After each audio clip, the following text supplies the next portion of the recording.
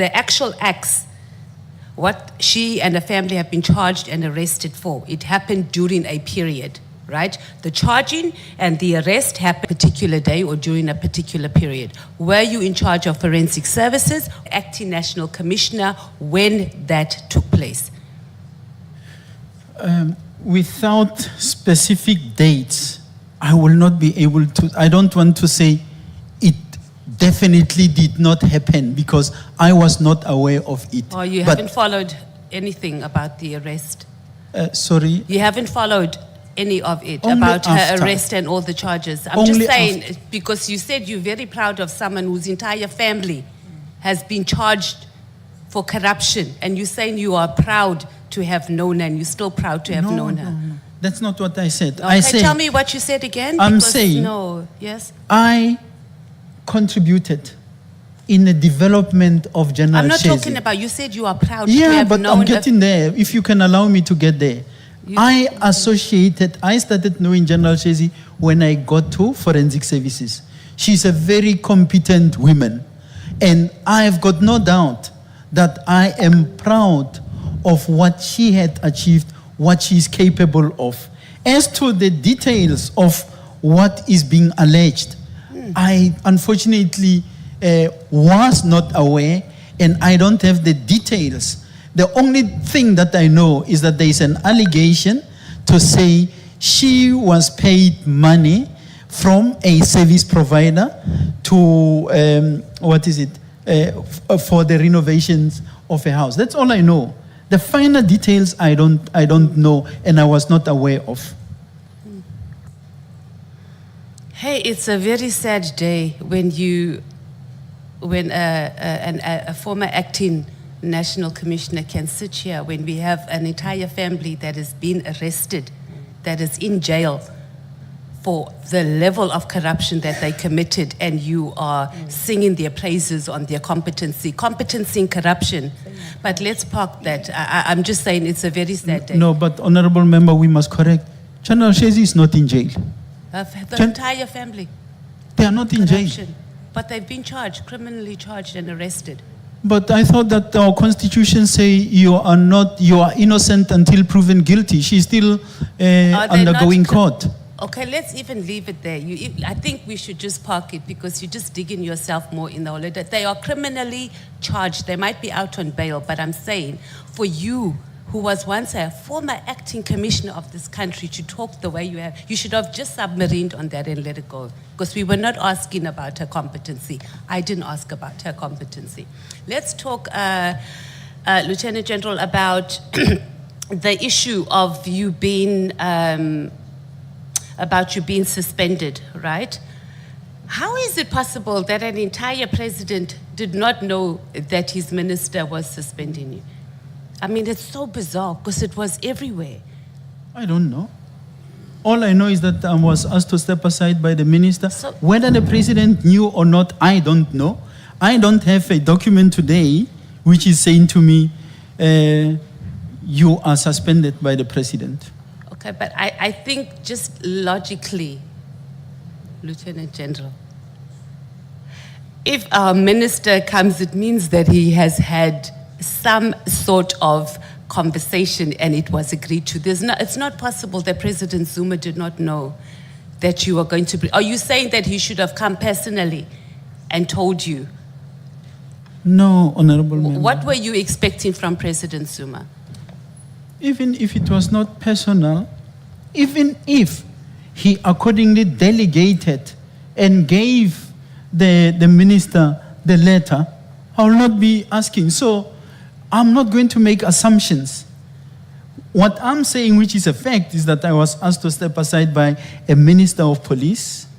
And secondly, I have got no documentation to that effect. Thirdly, no prescripts, at least that I know of, provide for step aside. Okay. The prescripts provide for suspension, which suspension could be effected by the national commissioner. Not that the president can't effect the suspension, but I'm talking reality here.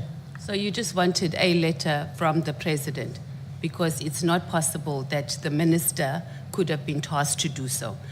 So you're saying you didn't protest on the matter when you met the then Minister of Police, right? So there was no written objection. You didn't do any objection to when there was that discussion, and then they agreed that you are going to be suspended. Do you have any records that you objected to the suspension? I'm on record as having said I never objected. I never challenged. Okay. I never challenged that, and I went home. Okay.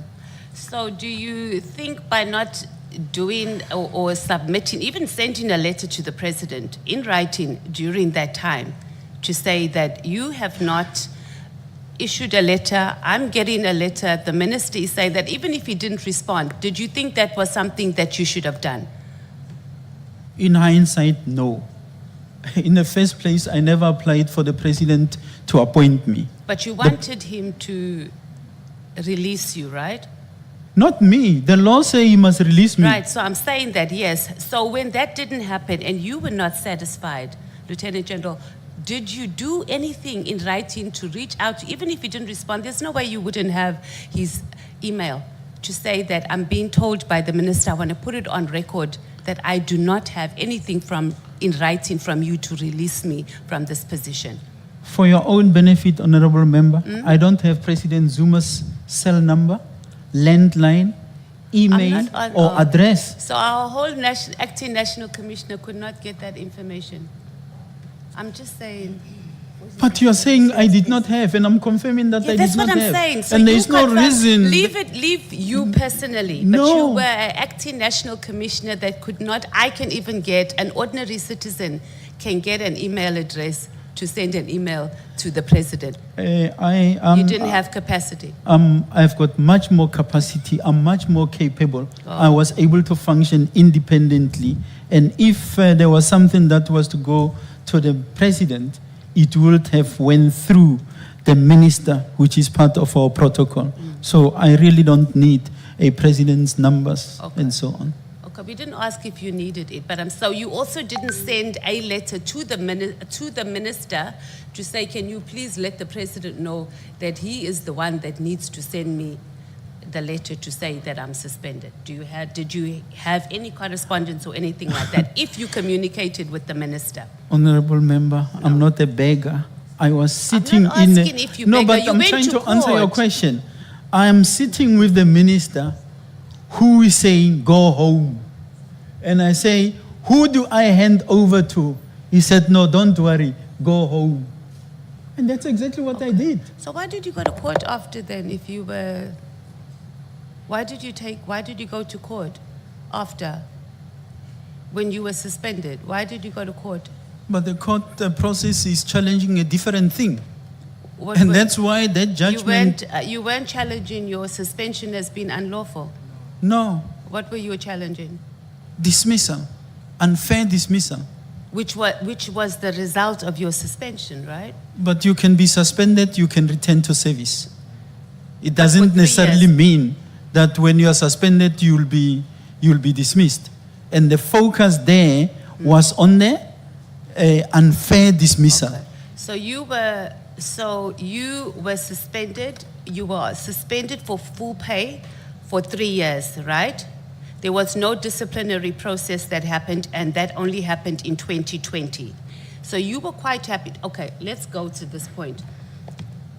While you were suspended for those 3 years, did you write to anybody to say, when am I going to a disciplinary process?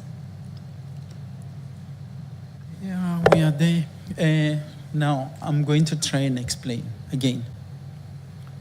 The suspension had nothing to do with the... I get that. I'm asking a No, you different don't get question. it, because there's something that I need to bring to your attention. Okay. The suspension had nothing to do with the 2020 charge, which relates to Okay. the 360. Okay.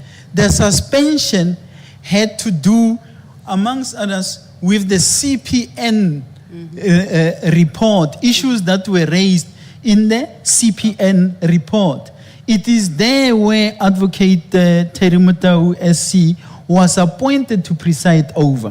While we were still waiting for that process, then comes 2020, July the 6th, a notice of an investigation that was not even done. So these are separate things. Okay. And there is no, conclude, there is no letter of me going somewhere to complain. The only investigation that you'll find is with the public protector, which is looking at those issues. Okay, we're going to get to the public protector. So we are agreeing that you were suspended, and you were not suspended by the president as legally you're saying that you should have. You accepted it because you did not want to be a beggar, right? You were sat at home for 3 years with no process that happened, no disciplinary process, something just resurfaced again in 2020, right? It's not your fault that they suspended you on full pay. I'm just saying, but that was the situation. It wasn't. No, Honorable Member, I'm trying to explain. I say, in the 3 years, when the 60-day was lapsing, remember? You have got the first, so-called step aside. You have got the 8th, where suspension is now confirmed. In that process comes in the disciplinary process that was chaired by Advocate Terry Mutau. That was done or initiated before the first 60 days lapsed. So it was proceeding. The 90 days lapsed of provided for the suspension. In that, as the process unfolded, there was a court challenge on the authority to charge. Then there was an outcome. While the outcome was delivered, and we are saying, at that point, I think the proceedings were postponed, Synodine. Synodine. Now, while waiting for the reactivation of that process, voila, comes a notice of this expeditious process. Which process is the one that is being challenged? Which ended up at Bargaining Council, Labor Court, Labor Appeals Court. It is now in the Constitutional Court. But overall, that whole period, it was 3 years. Which whole period? The 3 years of your suspension took place for 3 years. Yes. Okay, that's what I was saying. There was a whole lot of processes that happened, but for 3 years you were suspended until 2020. Yes. Yeah. Okay, let's park that. You were appointed the Divisional Commissioner in 2010. What was more or less the national forensic backlog at that time? No, I was not appointed the Divisional Commissioner in 2010. Not National Commissioner, Divisional Commissioner, I beg your pardon, for forensic No, even services. that, I was not appointed the Divisional Commissioner in 2010.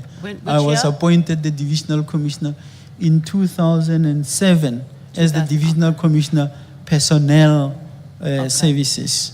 Oh, okay. And then, what were the figures when you entered and when you left office? Do you know more or less? No, I don't want to give you a guess because there is a detailed report here relating to that. And I think it's a very, it's in my affidavit. It's a very important question, Honorable Member, and I have detail in this affidavit. You because gave the figures of when you started, what was the backlog in forensic services when you joined and when you entered. Okay, yes, I'm trying to look for it because... No, it's fine. Our evidence leaders will know. I can't just think of the figures, but I can tell you that the figures, when I arrived, they were very high. Okay. I left with figures, I think, overall, I'm not only talking DNA, I think it was under 6,000, but that figure has since escalated over a period. And then what was the procurement for the 360-degree camera system? Was that part of the documented forensic turnaround strategy? Just come again. So the procurement for these cameras, the 360-degree cameras, was it part of a turnaround strategy? Correct. Okay. That was funded for by the CJS. Okay. And do we have a copy, or do you have a copy of where the strategy was recorded? It will be with subs. If you go to forensic services, it should be there. Okay, so our evidence leaders will note that. So let's talk about Itemba, that dispute. Were there any prior findings against forensic services under your leadership before?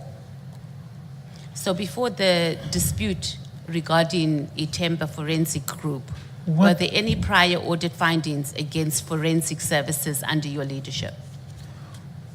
Well, I can't say they were not, because you have internal audit that continued to audit. You have the AG, but we have never had anything of this magnitude. Okay, so they were.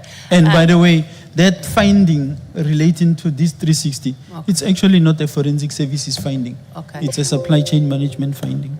Okay, so, but there were findings under your leaderships. Let's talk about again on the 360 camera. Sorry, Honorable Member, I was trying to look for this. I just wanted to mention to you, you will see page 109 in terms of that the backlog issues. Okay. I think there is a whole report which is contained in there. Okay. From 109 until 115. No problem. Let's go back to the Itemba, right? What exactly was your designation when it was advertised and awarded? When it was The tender, advertised? yeah, the 360-degree pattern. When it was advertised, I was in forensic services You from were, 2010, okay. and I think it was advertised in 2013. So I You were was the still divisional there, okay. commissioner of forensic When services. it was advertised When it was advertised, and yeah. awarded, okay.